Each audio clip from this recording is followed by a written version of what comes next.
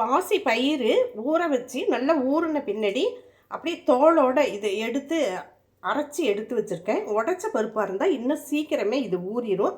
நான் வந்து உடச்ச பருப்பு இருந்துச்சு, அதை ஊற வச்சு அரைச்சி எடுத்து வச்சுருக்கேன். ஏலக்காய் தூள் கொஞ்சம் சேர்த்துருக்கேன், தேங்காய் துருவி போட்டிருக்கேன், சர்க்கரை போட்டிருக்கேன். சால்ட்டு இனிப்பு சுவையை கூட்டுறதுக்காக கொஞ்சம் ஒரு பிஞ்சு சால்ட்டு சேர்த்து பிசைஞ்சு எடுத்து வச்சுருக்கேன். இதை வந்து இப்போ செஞ்சுக்கலாம். எண்ணெயை ஊற்றி வச்சுருந்தேன், எண்ணெயும் நல்லா சூடாகிடுச்சு. இதை அப்படியே எடுத்து இப்போ போட்டுக்கலாம்.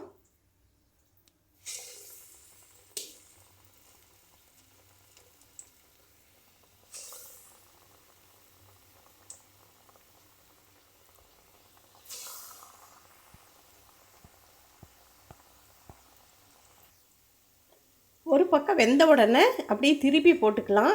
நான் சொல்ல மறந்துட்டு அரிசி மாவு கொஞ்சம் இதில் சேர்த்து பிசைஞ்சிருக்கேன்.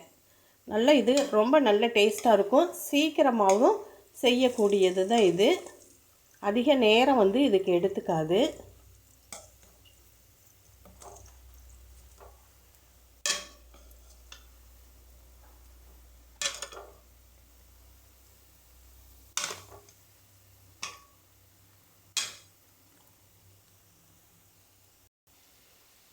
திருப்பி போட்டு நல்லா வெந்துருச்சு. இப்போ இதை வந்து எடுத்துக்கலாம்.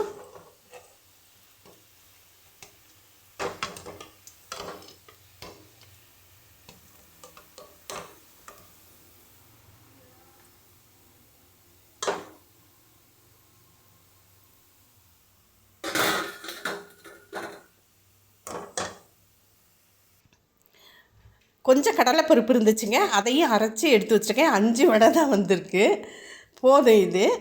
அதே போல் இந்த பாசிப்பருப்பு பாருங்கள், நானும் இப்போ தான் ஃபஸ்ட்டு தடவை செஞ்சு பார்க்கலான்னு செஞ்சேன். நல்லாவே ரொம்ப நல்லாவே நல்ல மொறுன்னு நல்லா வந்திருக்கு பாருங்கள்.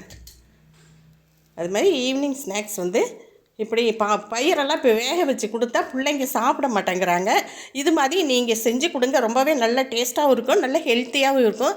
இந்த வீடியோ பிடிச்சிருந்துச்சுன்னா ஒரு லைக் பண்ணிடுங்க. அடுத்த வீடியோவில் பார்க்கலாம்.